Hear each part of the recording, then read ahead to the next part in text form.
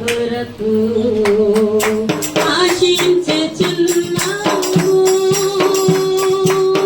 నీకు అసాధ్యమేది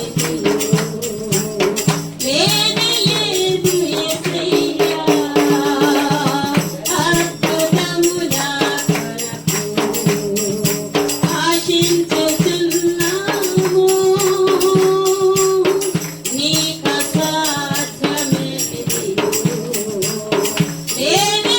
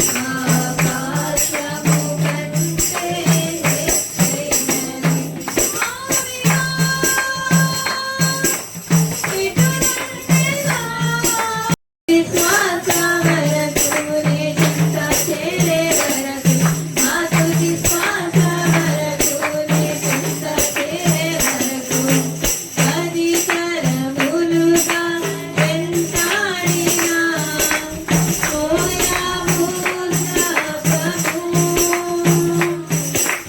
నీ కృపను శరణు వేడగా మార్చిని వేయి తరములు పది తరములుగా వెంటాడినా మోయాము జ్ఞాపకము నీ కృపను శరణు వేడగా మార్చిని వేయి తరములు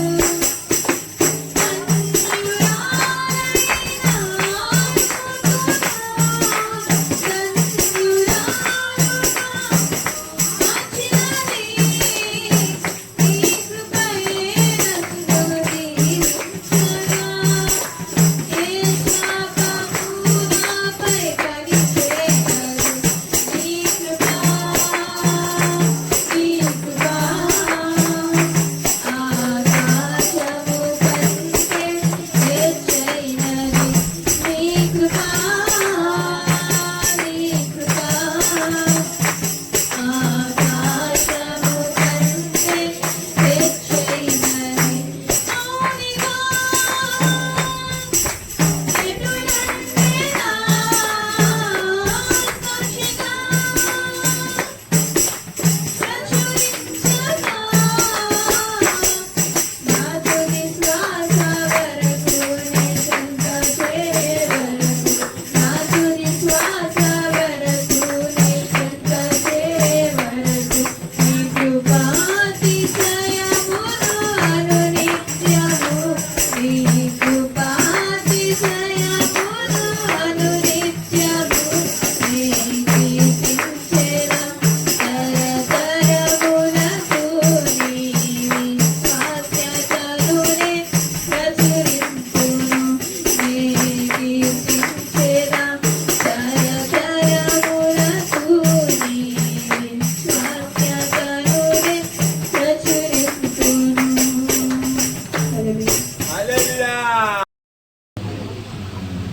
ఒక ప్రత్యేకమైన సాక్ష్యం ఏంటంటే నేను ఇప్పటికిప్పుడు సమయం తీసుకున్నాను, క్షమించాలి. ప్రభు ప్రేరేపిస్తున్నాడు, తప్పక చెప్పాలి, కృతజ్ఞత సాక్ష్యం చెప్పాలి. పౌలు గారి సిద్ధాంతం ప్రకారం అయితే కార్యాలు జరగకముందే కృతజ్ఞతగా ఉండాలని పౌలు గారి స్టేట్మెంట్. సో మన కార్యాలు జరిగాక కూడా సాక్ష్యం చెప్పకపోతే అది ప్రభు లెక్కలోకి తీసుకుంటాడు, దానికి వడ్డీ చాలా ఎక్కువ ఉంటుంది. కనుక ప్రభు యొక్క చేసిన అద్భుతం ఏంటంటే నెంబర్ 1, మందిరం గురించి మనం ఎన్నో సంవత్సరాలుగా ప్రార్థన చేస్తున్నారు. గెలిచిమైన కుటుంబం వారు మీ అందరికీ నా హృదయపూర్వక వందనాలు. మొట్టమొదటిగా కమలపాక తాటి చెట్లు కొట్టించి పూరి మందిరం ప్రారంభించినప్పుడు అయ్యగారు పేరు చెప్పొద్దన్నారు, కానీ గెలిచిమైన కుటుంబంలో నుండి మొట్టమొదటిగా మందిరం పరిచర్య కొరకు కానుకిచ్చారు. ఆ కానుకతో పూరి మందిరం ప్రారంభించారు. దేవునికి స్తోత్రం. తర్వాత రేకుల షెడ్, సిమెంట్ రేకుల షెడ్ ప్రారంభించినప్పుడు రాంపురం నుండి ఒక సహోదరి ఇక్కడికి వస్తుండేది. ఆమె నాకు ఇంతకుముందు తెలియదు. ఇలాగే సాక్ష్యం చెప్పి ప్రార్థన చేయండి అని అన్నప్పుడు, ప్రార్థన అయిపోయినప్పుడు పరుగున జనాల్లో తోసుకొని వచ్చి నా చేతిలో 500 కానుక పెట్టి మందిరం కొరకు నాకు కలిగింది ఇస్తున్నానయ్యా, ప్రార్థన చేయండి అని చెప్పింది. దేవునికి స్తోత్రం. తర్వాత మళ్ళీ ఆ సిస్టర్ కనబడలేదు ఎవరో కానీ. సో మూడో విషయం ఏంటంటే, ఇప్పుడు ఇదిగోండి ఎలాంటి రేకులు పైపులతో మందిరం వేశాం. ఈసారి ఇది 3వ మందిరం. సో ప్రార్థన మాత్రం అలాగే జరుగుతూ ఉంది, కార్యాలు అలాగే జరుగుతున్నాయి. ఈ 3వ మందిరంలో పని అంతా ఏది అయినా అవ్వకపోయినా అర్జెంటుగా ఫ్లోరింగ్ అయితే మనం ఆ స్థలంలో కూర్చొని ప్రార్థన చేయడానికి సిద్ధపడాలి అని నా యొక్క ఆకాంక్ష ప్రభు నెరవేర్చి గత వారం సాక్ష్యం చెప్పాం. ఆ రోజు రాత్రి మనకందరికీ తెలుసు, పాస్టర్ గారు రమేష్ గారు, ఆయనకి మధ్యకాలంలో కాలు యాక్సిడెంట్ అయ్యి చాలా సిక్ అయినప్పటికీ కూడా నేను ఇక్కడ సాక్ష్యం చెప్పిన తర్వాత రాత్రి భార్య భర్తలు పాస్టర్ గారు ఇంటికి వచ్చి 5,000 రూపాయలు కానుకిచ్చారు. వెంటనే తెల్లవారిని పని వాళ్ళని పెట్టి ఫ్లోరింగ్ వేయించేసాను. దేవుడికి స్తోత్రం.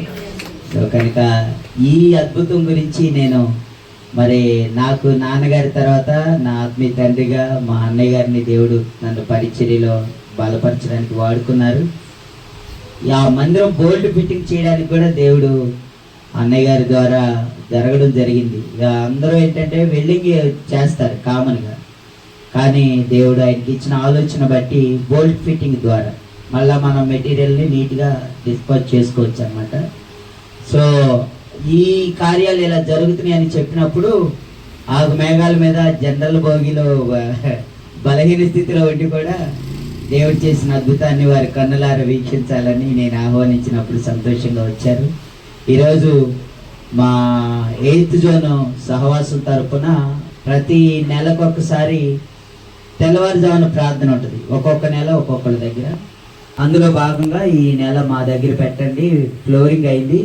తెల్లవారుజామున ప్రార్థనతో నేను మన మందిరంలో ప్రార్థన మొదలు పెట్టాలనుకున్నాను నేను వాళ్ళకి చెప్పినప్పుడు వాళ్ళ సమక్షంలో మరి మా అన్నయ్య గారు, మరి యశ్పాదలయ్య గారు, అమ్మగారు కూడా వాళ్ళు ఒంగోలు నుండి రావడం జరిగింది.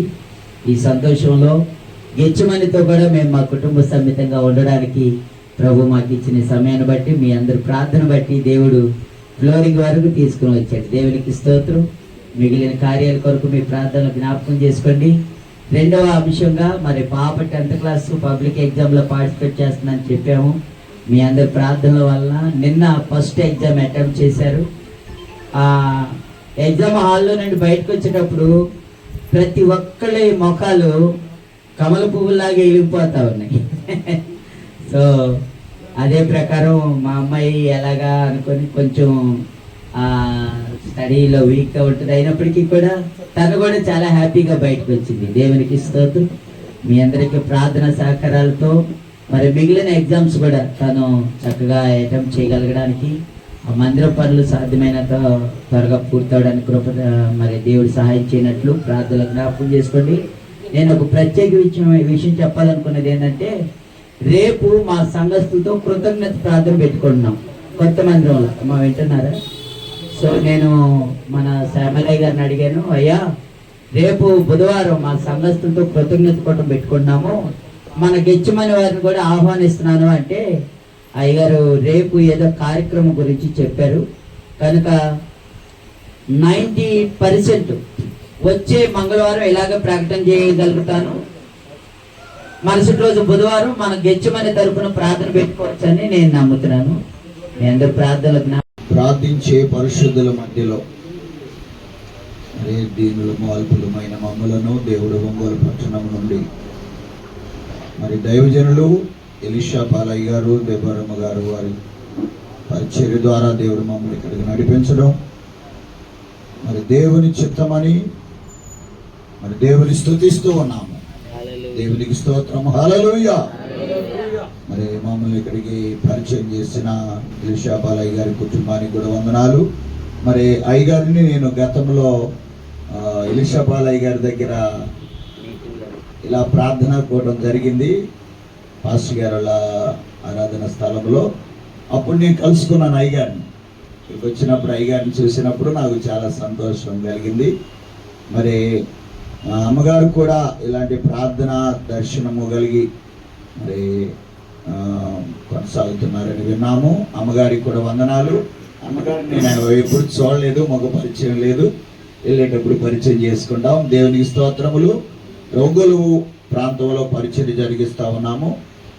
మా పరిచర్య కొరకు ప్రార్థన చేయండి. మా మరి బిడ్డలు కూడా పరిచర్యలో ఉన్నారు. దేవునికి మహిమ కలుగును గాక. మరి మన మాటలు వినే కంటే దేవుని మాటలు వినడం మంచిదని నేను అనుకుంటున్నాను. ఎంతసేపు చెప్పుకున్నా మన మాటలే. మీ ప్రార్థన మాకుంటే ఈ రోజు నుండి మాకు ధైర్యం కలిగింది. దేవుడు మనల్ని దీవించును గాక. ఆమేన్. మంచిది. దేవుని ప్రజలుగా చాలామంది ప్రార్థనా పరులైన వారు లేక భారము కలిగి ప్రార్థించిన వారు ఉన్నారు పరిశుద్ధ గ్రంథ చరిత్రలో. కానీ ప్రత్యేకమైన వారిని ఒక 5గురిని మనం జ్ఞాపకం చేసుకొని ముగించుకుందాం. నేను ఎక్కువగా వివరించను. మరి వారి ప్రార్థనలు మనం విన్నప్పుడు మనం ప్రార్థనలో ఇంకొంచెం ప్రోత్సాహకరంగా ఉండడం కోసమే కానీ మీకేదో ప్రసంగాలు చేయాలని కాదు. ప్రసంగికుల కంటే ప్రార్థనా పరులు గొప్పవారు. ఆమేన్, హల్లెలూయా. ఎందుకంటే వచ్చి ప్రసంగం ఎన్ని గంటలు చెప్పినా వ్యర్థమే. ప్రార్థన కలిగిన మాటలు దేవుని మాటలు అయి ఉంటాయి. స్తోత్రం, హల్లెలూయా. మంచిది. దేవుని వాక్యములో నుండి మరి దేవుని పరిశుద్ధ వాక్యములో మనం గమనించినప్పుడు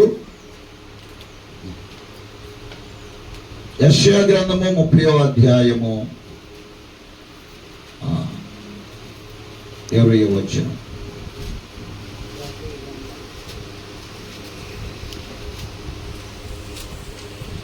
ప్రభువు నీకు శ్లేషాన్న పానములను ఇచ్చాను. ఇక మీదట నీ బోధకులు దాగి ఉండవు.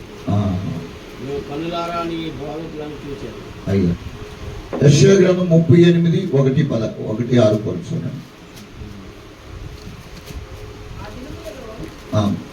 హిజ్కియాకు మరణకరమైన రోగము కలుగగా ప్రవక్తయు ఆమోజు కుమారుడైన యెషయా అతని యొద్దకు వచ్చి, నీవు మరణమవుచున్నావు, బ్రతకవు గనుక నీవు నీ ఇల్లు చక్కబెట్టుకొనుమని యెహోవా సెలవిచ్చున్నాడు. దేవునికి స్తోత్రము కలుగును గాక. హల్లెలూయా. మరి హిజ్కియా భక్తుడు యెరూషలేము యొక్క దేవాలయాన్ని, దేవుని మందిరము తలుపులు తీసి ప్రార్థన చేశాడు. తన దేశము కొరకు, యాజకుల కొరకు చేసినప్పుడు జనులు స్వస్థపరచబడ్డారని దేవుని వాక్యం చెప్తుంది. అయితే హిజ్కియా భక్తుడు చేసిన ప్రార్థన వలన తిరిగి ఆ ప్రార్థన కొన్ని సంవత్సరాల తర్వాత మరలా హిజ్కియా భక్తునికి తిరిగి వచ్చింది. ఆమేన్, హల్లెలూయా. అంటే ఒకవేళ ఈరోజు మా గురించి, మా పరిచయం అంతా మీకు తెలియపోయినా మా కొరకు ప్రార్థన చేస్తున్నారు కాబట్టి, ఒకవేళ మీ కొరకు మేము ప్రార్థన చేసే సందర్భంలో మేము అందుబాటులో లేకపోయినా ఎవరో ఒకరిని దేవుడు ఆ సమయానికి వాడుకుంటారు. మనందరి విషయంలో అలాగే దేవుడు చేస్తాడు. కనుక హిజ్కియా గారు తన దేశం యొక్క స్వస్థత కొరకు ప్రార్థన చేశాడు. తన ప్రజల స్వస్థత కొరకు ప్రార్థన చేశాడు. దేవుడు ఆ ప్రజలను స్వస్థపరిచినప్పుడు అదే సమస్య హిజ్కియాకు వచ్చినప్పుడు దేవుడు ఏం చేశాడండి? స్వస్థపరిచి ఆయుష్నిచ్చాడు. అలాగే 2వ దినవృత్తాంతములు 6వ అధ్యాయం 12వ వచనములో కూడా సొలొమోను భక్తుడు కూడా తన రాజ్యము కొరకు, తన రాజ్యంలో ఉన్న ప్రజలందరి కొరకు ప్రార్థన చేశాడు. మందిరము ప్రతిష్ఠించబడిన రోజున ప్రార్థన ఎవరు చేయాలి? అయ్యారు. చదవటం మంచిదే కానీ సమయం లేదు, నేను రిఫరెన్స్ చెప్పి ముందుకు సాగిపోతాను. మరి ఇశ్రాయేలు ప్రజలలో యాజకులు ఉన్నారు, ప్రధాన యాజకులు ఉన్నారు, పెద్దలు ఉన్నారు, ప్రార్థనా పరులు ఉన్నారు. కానీ మందిరము ప్రతిష్ఠించబడిన రోజున ఎవరు చేశారంటే అండి ప్రార్థన? రాజుగారు చేశాడు, సొలొమోను రాజుగారు. మామూలుగా మనం ఎవరికి ప్రాధాన్యత ఇస్తాం ప్రార్థన అనగానే? విశ్వాసులకు కానీ, ముఖ్యంగా పాస్టర్ గారు ఉంటే దైవ సేవకులకు ఇస్తాం మొదటి ప్రాధాన్యత. కానీ ఇక్కడ ప్రాధాన్యత గురించి కాదు, కానీ ఒక బాధ్యత తీసుకున్నాడు సొలొమోను రాజు గారు. ఒక ప్రాధాన్యత వహించాలని కాదు, ఒక బాధ్యత తీసుకున్నాడు. దేవుడు ఈ దేశంలో ఉన్న ప్రజలందరి బాధ్యత నాకు ఇచ్చాడు. రాజులైన యాజకులు కావచ్చు, పెద్దలు కావచ్చు, పిన్నలు కావచ్చు, అందరి కొరకు నేను ప్రార్థన చేయవలసిన బాధ్యత ఉంది అని ఆయన ప్రార్థన చేశాడు. దేవుడు ఆయన ప్రార్థన విన్నాడు. ప్రియమైన దేవుని బిడ్డలారా, అలాగే యేసు ప్రభు వారు కూడా చేశారు ప్రార్థన, ప్రత్యేకమైన ప్రార్థన. యోహాను సువార్త 17వ అధ్యాయము 21వ వచనములో, ప్రభువా, మరి నీవు నేను ఎలాగైతే ఏకమై ఉన్నామో, నీవు నాకు ఇచ్చిన నీ బిడ్డలు కూడా మనతో ఏకమై ఉండాలని నేను వారి కొరకు ప్రార్థన చేయించాను. అయ్యగారు చెప్పారు, అందరూ మంచిగా కలిసి సహవాసం కలిగి ఉండాలి. మనమందరం సహవాసం కలిగి, ఎవరిలో సహవాసం కలిగి ఉండాలి? మళ్ళీ దేవునితో సహవాసం కలిగి ఉండాలి. దేవునికి స్తోత్రం, హల్లెలూయా. కనుక ప్రియమైన దేవుని బిడ్డలారా, యేసయ్య కూడా ప్రార్థన చేశాడంటే, ప్రార్థన అనేది ప్రతి ఒక్కరికి ఉండవలసినటువంటి బాధ్యత. ఆమేన్, హల్లెలూయా.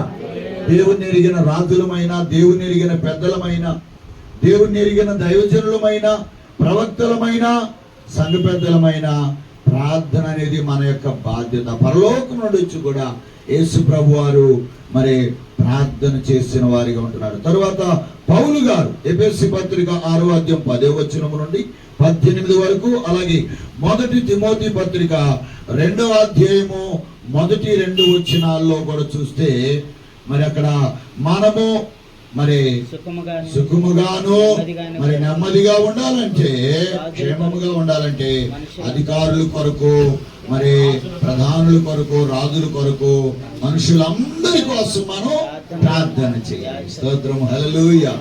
మరి ప్రార్థన అనేది స్వార్థము లేని పరిచర్య. హల్లెలూయా. ప్రార్థన పరిచర్య స్వార్థము లేని పరిచర్య. చూడండి, మనం ప్రార్థన చేయించుకోవడానికి వచ్చిన వాళ్ళు ఎలాంటి వారైనా వాళ్ళని మనం అడగం, నువ్వు ఎలాంటి వారు, ఏ వ్యాపారం చేస్తా అంటే వాళ్ళు ప్రార్థన మనవి చెప్తే వేరే విషయం. నేను గుణలక్షణాల గురించి చెప్తున్నానండి. నువ్వు దొంగవా, ఎలాంటి వాడివి, వడ్డీ వ్యాపారం చేస్తా, ఏమని అడుగుతామండి మనం? ఇవేమి అడగం. ప్రార్థన చేయడం అనగానే వారిని ఏం చేస్తాం? చెయ్యెత్తి ఆశీర్వదిస్తాం. ఒకవేళ వాళ్ళు మనకి కీడు చేయడానికి వచ్చి నా కోసం ప్రార్థన చేయి, నీ నెత్తి మీద చేయి పెట్టాలి, నువ్వు నాశనం అవ్వాలని నేను ప్రార్థన చేయించుకున్నా మనం ఏం చేస్తామండి? దీవిస్తాం. స్తోత్రం, హల్లెలూయా. స్వార్థము లేని పరిచర్య ప్రార్థనా పరిచర్య. పౌలు గారు అంటున్నాడు, మనుషులందరి కొరకు మనం ప్రార్థన చేస్తే వాళ్ళని దేవుడు మనం సుఖంగా ఉండడం కోసం, నెమ్మదిగా ఉండడం కోసం మంచి వారిగా మారుస్తాడు. చాలాసార్లు మన దేవుని ఎరిగిన వాళ్ళ సమాజంలో ఉన్న ఒక అపోహ ఏంటంటే, ఈ ప్రభుత్వం మనకు సరిగా సేవ చేయనీదు, ఈ ప్రభుత్వం మనల్ని దేవుళ్ళో ముందుకు వెళ్ళనీదు అంటాం. ఏమండి, దేవునికి అసాధ్యమైనది ఏదైనా ఉన్నదా? అసలు అలాంటి వారు ఉన్నప్పుడే మన ప్రార్థనకు దేవుడిచ్చిన శక్తి ఎంతో తెలుస్తుంది. అది ఒక సవాలుతో కూడిన ప్రార్థన చేయగలుగుతాం. తరువాత ఎవరైనా దేవుని ఎదుట ఒకటే అనేది దేవుడు రుజువు చేస్తాడు. గొప్ప గొప్ప వారి సహితము నెబుకద్నెజరుని ఏం చేశాడు? గడ్డి మేయించి ఏం చేయలేదు. సౌలు గారిని ఏం చేశారు? పౌలుగా మార్చాడు. మార్చగలిగిన మరి శక్తి కలిగిన మన దేవుడు. దేవునికి మహిమ కలుగును గాక, హల్లెలూయా. కనుక స్వార్థము లేని ఈ పరిచర్య మరి దేవుడు మనకి ఇచ్చాడు. దేవుని బిడ్డలుగా మనకి ఎవరి కొరకు మనము భయపడాల్సిన పని లేదు. అందరి కొరకు ప్రార్థన చేయడమే మన పని. స్తోత్రం, హల్లెలూయా.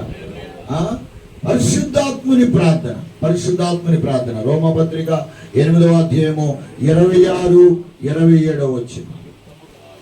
అక్కడ పరిశుద్ధాత్ముడు అంట, మనము ప్రార్థన ఎలా చేయాలో చేత కాకపోయినా తగ్గించుకొని విరిగి నలిగిన మనసుతో మనం ప్రార్థన చేయడానికి నోరు తెరిస్తే చాలు, ఆయన ప్రార్థన మనకి నేర్పిస్తాడు. పరిశుద్ధాత్ముడు ప్రార్థన చేయడానికి శక్తిని కూడా ఇస్తాడంటండి. కనుక ప్రియమైన దేవుని బిడ్డలారా, అట్టి ప్రార్థన వరాన్ని, పరిచర్యను దేవుడు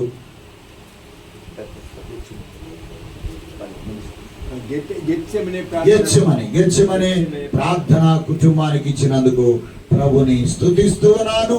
మరి ఒక చిన్న సాక్ష్యం చెప్పి, మాది కాదు, ప్రార్థన గురించిన సాక్ష్యం చెప్పి ముగిస్తాను. ప్రార్థన ఎంత శక్తి కలిగిందో. ఒక దైవజనుడిని, ఒక చేతబడి చేసేటువంటి వ్యక్తి ఆ దైవజనుడిని చంపాలని ఒక రోజు వెళ్ళి, పాస్టర్ గారు మరి నేను ఇక మారిపోయాను, మీరు ఒక్క రాత్రి అనుకొచ్చి మా ఇంట్లో ప్రార్థన చేస్తే ఆ తెల్లవారు నుండి మేము దేవుని సన్నిధికి వస్తాము, మీ దగ్గరికి ప్రార్థనకు వస్తామని చెప్పి పాస్టర్ గారిని ఒక రూములో పెట్టేసి ఆయన్ని బయటికి కూడా రానివ్వకుండా గడిపెట్టేసి నిద్రపోతున్నప్పుడు ఈయన చేతబడి ప్రక్రియ మొదలు పెట్టాడంటండి. సరే, దైవజనులు ఒకవేళ భోజనం చేసిన కొద్ది సమయం ఒకవేళ రెస్ట్ తీసుకున్నా మళ్ళా 3 గంటలుండో లేక నిద్రపట్టుగా ప్రార్థన కోసం దేవుడు లేపుతుంటాడు మనల్ని అప్పుడప్పుడు. అలాగే దైవజనుడు కూడా లేపాడండి. ఎప్పుడు లేపాడో తెలియదు. ఈయన బయట గడిపెట్టాడు అనుకున్నాడు, దైవజనుడు నిద్రపోతున్నాడు అనుకున్నాడు. కానీ ప్రియమైన దేవుని బిడ్డలారా, ఈయన ఇక్కడ మంచి ముమ్మరముగా ఈ చేతబడి మొదలు పెట్టాడు. అక్కడ దేవుడు దైవజనుడిని లేపాడు. దైవజనుడు మోకాళ్ళ మీద ప్రార్థన చేస్తున్నాడు, ప్రభువా ఈ కుటుంబం నీ సన్నిధికి వస్తామన్నారు. ఈ రాత్రి నన్ను ఆహ్వానించారు. వారి కుటుంబాన్ని దీవించు, రక్షించు, స్వస్థపరచయ్యా. నీ ప్రేమను కురిపించు, నీ కృపను కురిపించు, నీ అద్భుతాలు వీరి జీవితాలు జరిగించయ్యా. వీరు చేసిన పాపములు, తప్పులు అన్ని కూడా క్షమించు నాయన అని చెప్పి వీరి కొరకు ప్రార్థన చేస్తుంటే ఆ ప్రార్థన దేవుడు చాతపడి చేసి వదులుతున్న శక్తుల మీదకి అవి వెళ్ళి ఫైట్ చేస్తా ఉన్నాయి. ఆ శక్తులు వెళ్ళి ఈ చాతపడి చేసేటువంటి వ్యక్తి మీదకి వెళ్ళి యుద్ధం చేస్తాం. మూర్ఛ వచ్చిన వాడిలాగా, ఫిట్స్ వచ్చిన వాళ్ళలాగా కొచ్చుకులాడుతా ఉన్నాడు గొరక పెట్టి.